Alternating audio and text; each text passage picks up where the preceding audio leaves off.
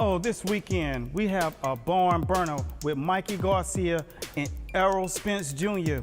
Now, Mikey's coming up from the lower weight classes, and what I'm gonna do today is show you how a smaller fighter can deal with a larger fighter, and how a longer fighter can deal with a much shorter fighter, quick and very, very offensive. So the first thing ERROL SPENCE will need to do is when Mikey Garcia is coming in, not to let him get off on his offense. So when he keeps him off with the jab, he's want to stack him, stack him, stack him. And then as he comes in close, he wants to uppercut and step him out. Keep him in control and keep him at range, because if he ever starts to get off, Mikey Garcia will continue to let that onslaught take over the fight. And he has great combination punching, but he must also beware of getting close. He must also beware of being caught up on the ropes against ERROL SPENCE, because ERROL SPENCE is a hellacious body puncher.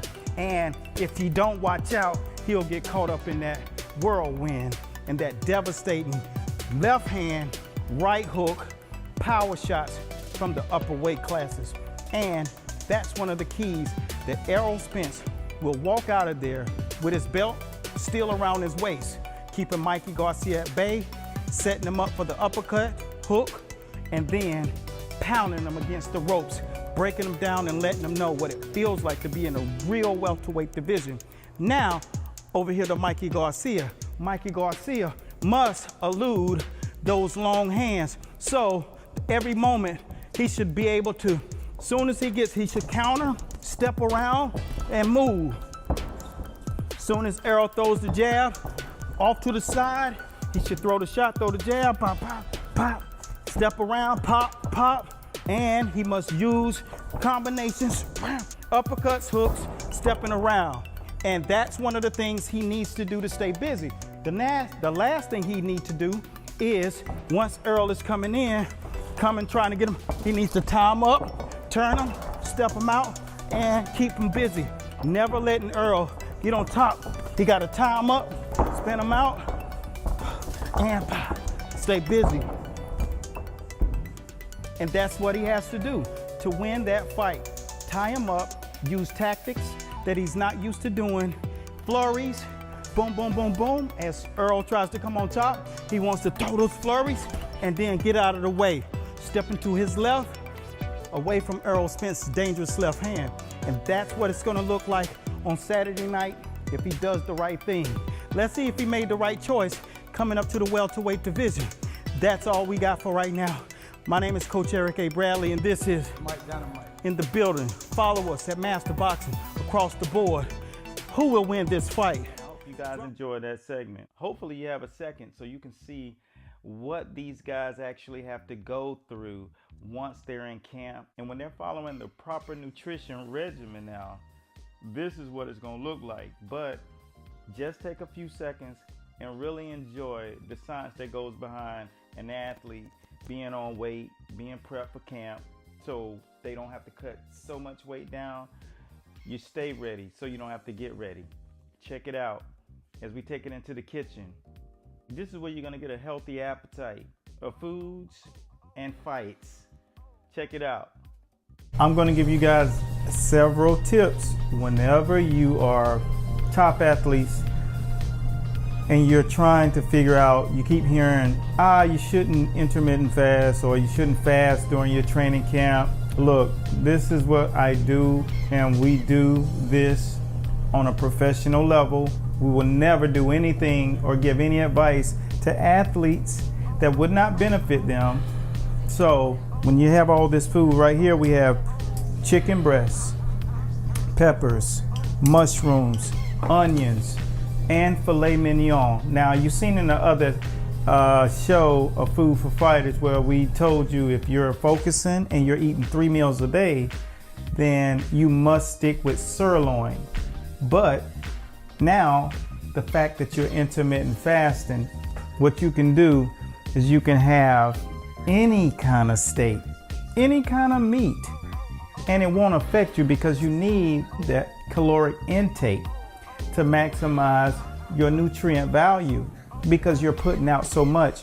So let me explain that. You basically can eat as much as you want to that one time a day. You get up, you can start it off with the ketogenic coffee. Now, if you guys are intermittent fasting, the key is Bulletproof Coffee. This is the ketogenic coffee brand. Now, this is like $20 a bag. You can find it in Harris Teeter. See, when you're doing your intermittent fasting and you're doing your Bulletproof Coffee, which is your meal replacement, this carries you through the entire morning. Now, what that consists of is the ketogenic coffee. It needs absolutely nothing because it comes with the MCT oil and the grass-fed butter. It has it all in here. You don't have to do anything. Take a scoop out, stir it up into your hot water, and you are golden. So these are the key things when you're building and learning more about your body. All of the different colors, all of your nutrients. You can maximize your calorie intake in that short amount of time, man, and it's good to go. All you'll do is you'll go 16 hours without food. You eat up until 8 p.m. These are the principalities of intermittent fasting. And at 11 a.m. or 12, you go into your next meal. Prior to that, you're having your coffee, and it'll hold you 3.5 to 4 hours. So trust me, when you want to stay lean during your training camp, it's important that you set yourself up for success.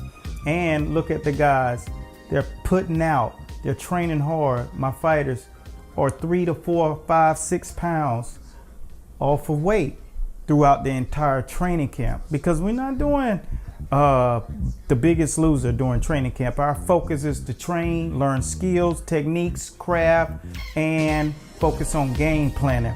We don't have time to be losing weight during camp. You should be doing that off center. So as you see right now, we're about to get the spread popping. And if you're an athlete and you need to learn more, simply go out to the site, check us out. We got you covered. We got the meal plan, especially for the fighters who are out there not knowing exactly what to do. We got you covered.